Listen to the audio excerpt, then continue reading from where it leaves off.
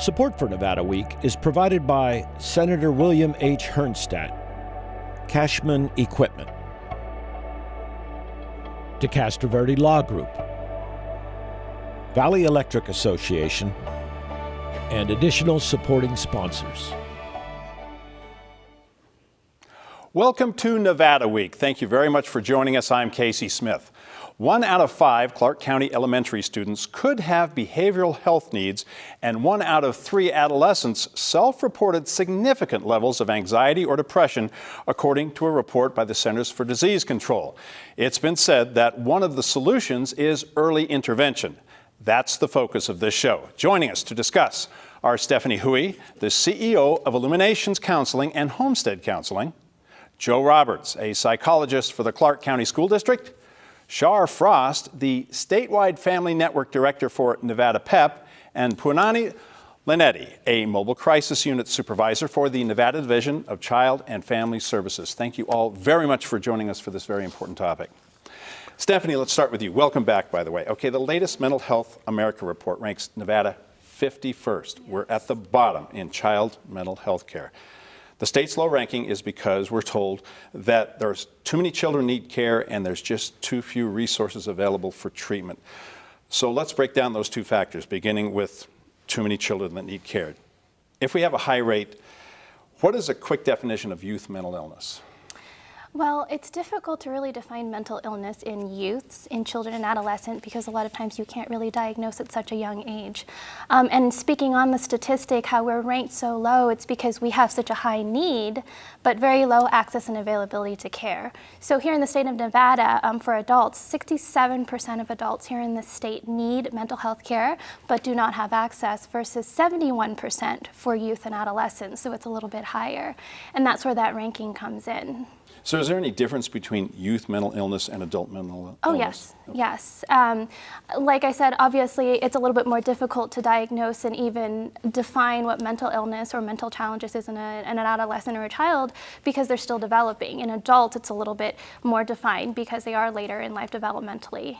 So with youth, sometimes you don't have a diagnosis or disorder. So how do we determine if a child or adolescent does have a disorder versus just, being a teenager or being an adolescent? It could be just something that's in their makeup. Right. I see. Okay, so to all of you, and I'll pose the question, do we know why the rate is so high? I mean, why is it? What evidence do we have, statistics that tell us? Joe? Nationally, as far as Nevada is concerned, back in the early 2000s, we were ranked number 1 or number 2 in the nation for suicide. That's as a state as a whole. And that's the youth or everyone? That's as a state as a whole. Okay. We've moved in the right direction. We were out of the top 10, so to speak, but we've gone back to the other way. Ranking around 5th or 6th as far as suicide. But the key goes back to early intervention. We need a couple of different things for the state as a whole, not just necessarily Clark County School District, but as a whole, we need more intervention. We need to have multi-tiered systems of support within our school districts. To support students at different levels for behavioral mental health. We need more providers in our schools. We need better ratios for our professionals that work in the schools, the school psychologists, the counselors, the nurses, and the social workers. We are in the process of developing school social justice partnerships to help keep kids out of the school to prison pipeline. We've just recently, Clark County School District, last spring, a cooperative agreement with some mental health partners here in the Valley to expand mental health services at the school site level. All of those are initiatives that are going on and moving in the right direction with legislature and those things. But that's it. It goes back to early intervention. Happy, healthy kids don't want to end their lives. Correct. And Shar, from a statewide situation, are you seeing an increase? Right. Well, the numbers are there. I mean, the Mental Health America report was very telling. We know that our youth suicide rate is higher, much higher than we would like to see. And it's very concerning that our kids are feeling like there's nowhere to turn for a variety of reasons. But we need to really do a better job of getting the information out there and letting kids know that there are people in the community who care and want to help them, and that there is no shame in that, in needing that help. And absolutely, and then within the state of Nevada, mandated state interventions in the 8th and 9th grade levels for signs of suicide. Our students are taught an acronym: acknowledge, care, tell, act. Acknowledge that your friend or a friend is hurting, show them that you care, and tell a trusted adult. Also, too, with Safe Voice, anonymous tip reporting line that deals with not just suicide, but also bullying, threats, and those types of things. All of those measures are in place to assist an individual with getting the help that they need. Are you tipped off more by the students or the teachers? I would say students. It's a new system. It's been just was implemented in January of this year, but it's modeled after a program out of Colorado that initiated out of essentially Columbine with that respect. But going back to your statistics, suicide is the 10th leading cause of death amongst all individuals. That's from the CDC. Second leading cause of death for youth ages 15 to 24. So how do we combat that? We need to have everyone in the community involved, not just our school teachers or our school health, mental health professionals and school administrators, but we need more parent education out there, more community education on what the risk factors are for signs of suicide and mental health. And then we need better systems in place to actually work through that, reduce the stigma, and move forward. There are a number of agencies out there, the Nevada Office of Suicide Prevention, the Nevada Coalition for Suicide Prevention.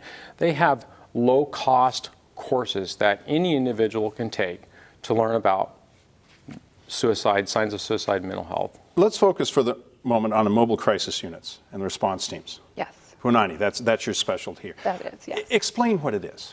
So the mobile crisis response team, we go out in a team. So that team consists of a clinician who is either going to be a licensed therapist or a licensed intern.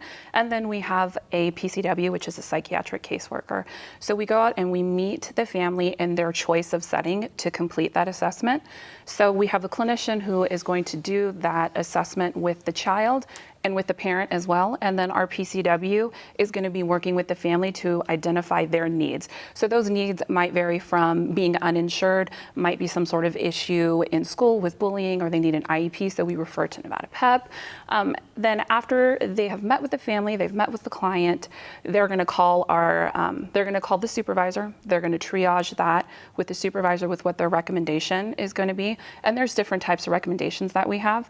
So after they have done that, they're going to review the safety plan as well with the family. And that safety plan is really to help before a crisis starts. These are the coping skills that you have. These are the people that you can call. These are the places that you can go before that crisis comes up. So it's really helping them learn those skills in just a really brief setting. The types of recommendations that we have with mobile crisis, the most common one we have is our stabilization services.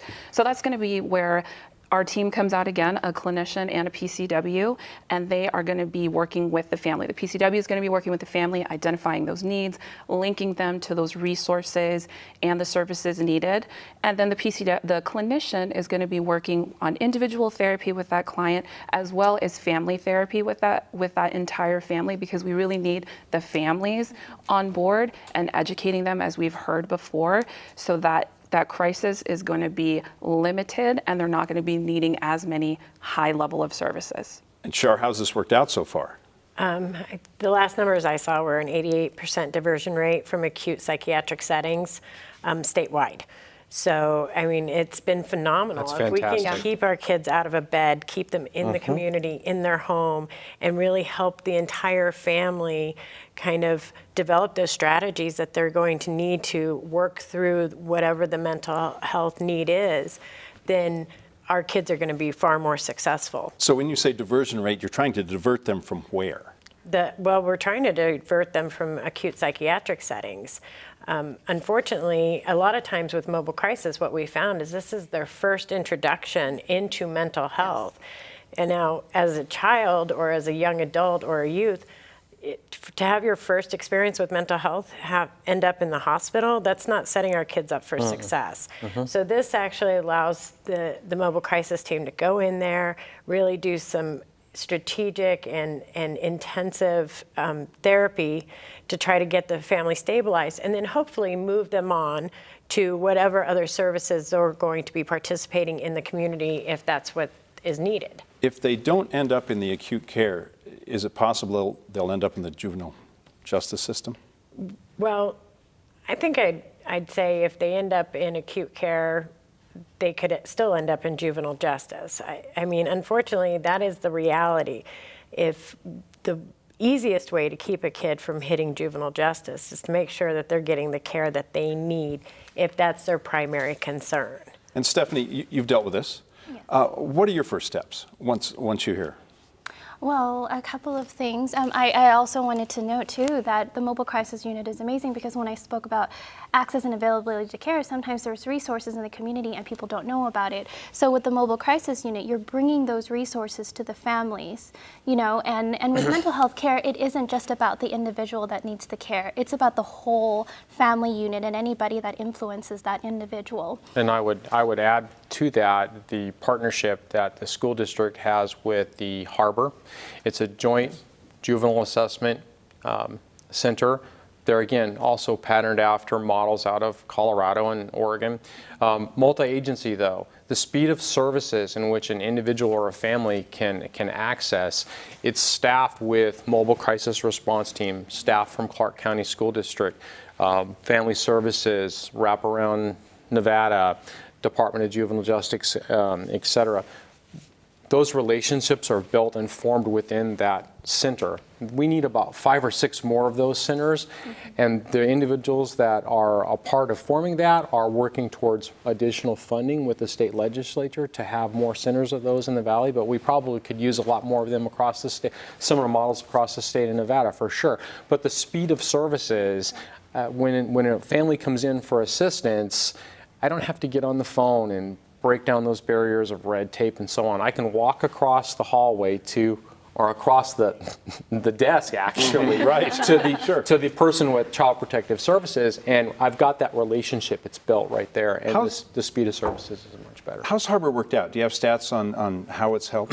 The Harbor committee does have stats. The individual to contact for that would be the director of the Harbor. His name is Cesar Lemos, and they do keep statistics. We keep statistics in the school district, and I'm very, very excited about that because our new superintendent is about data, is about transparency of data, and we have a lot of data in connection to mobile crisis response, our school district data for mental health needs and things like that.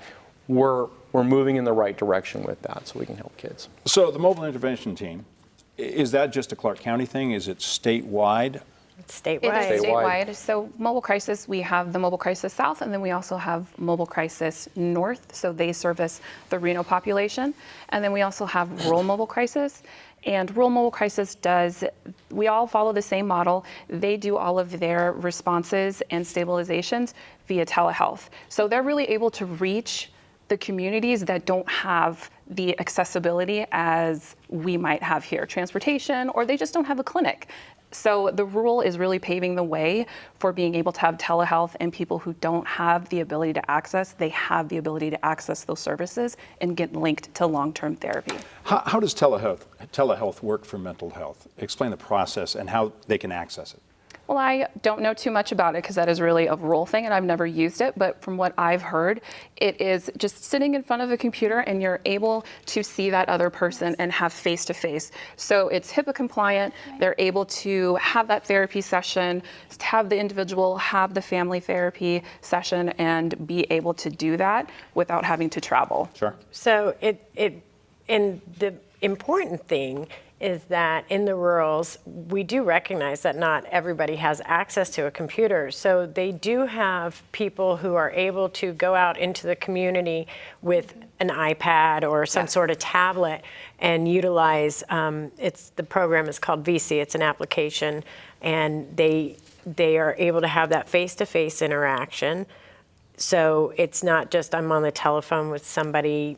It's so much more powerful to look at someone in the Right. eye versus listening over phone. I think with technology nowadays, it's so great that we can provide these services even in rural areas, because at our outpatient clinic in rural areas, that's what we do. We do telemedicine, teletherapy, telehealth, so we can provide the therapy services and even medication management just through the computer.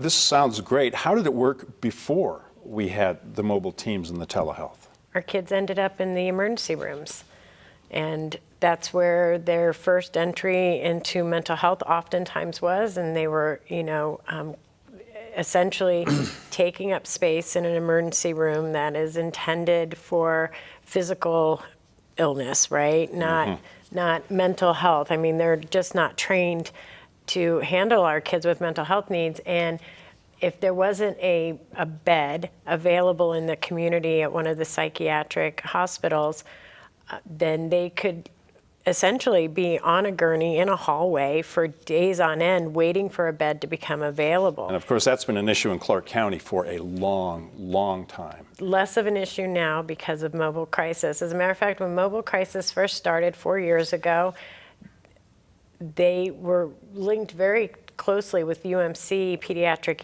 ER. And it was because of, unfortunately, the Ross and Neal issue that came up a few years ago, that the governor started the Behavioral Health and Wellness Council, and the Clark County Consortium was very specific. We really felt it was necessary that we went to those meetings and stated very clearly, none of these people that you're talking about now started out as adults, so please don't forget our kids.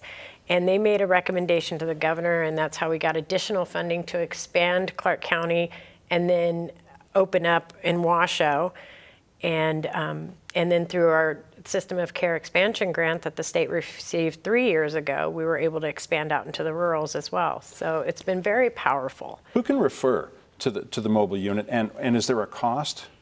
Anybody. Yeah. Anybody is able to refer to us, and there is no cost for mobile crisis for our services.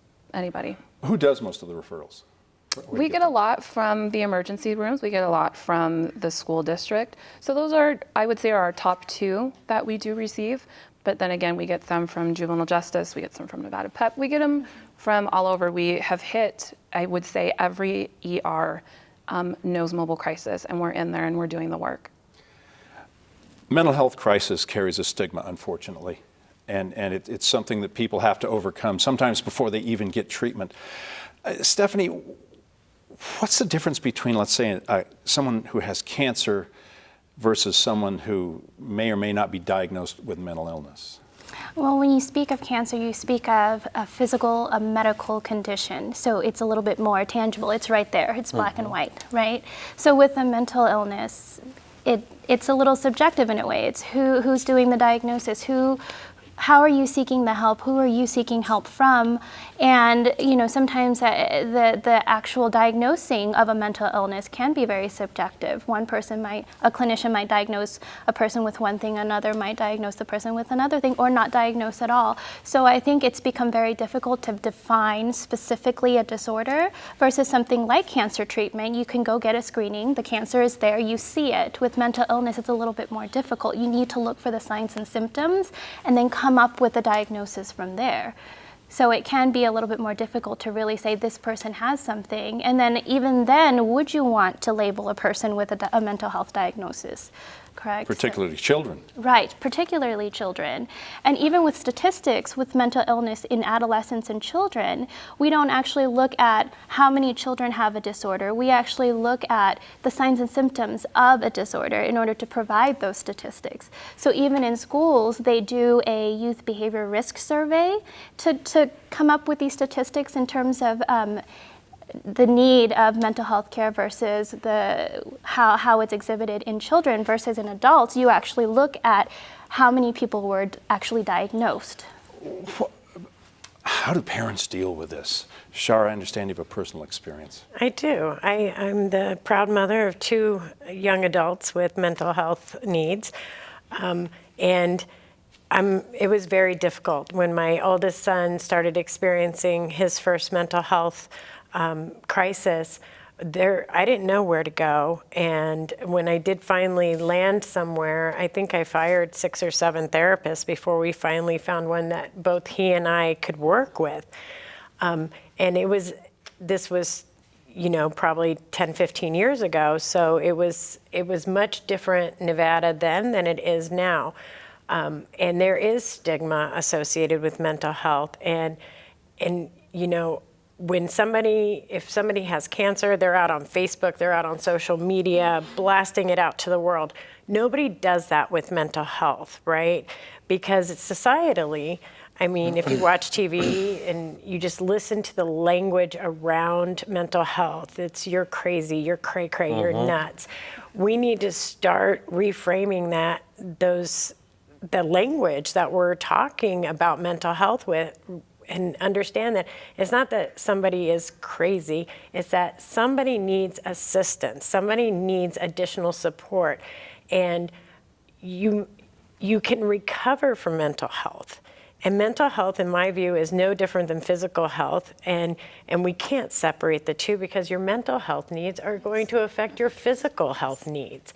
And we know that if there is mental health needs that are unaddressed, we're really doing a disservice to the person because it's shortening their lifespan, and it's limiting their ability to really access the community in a way that everybody else accesses the community.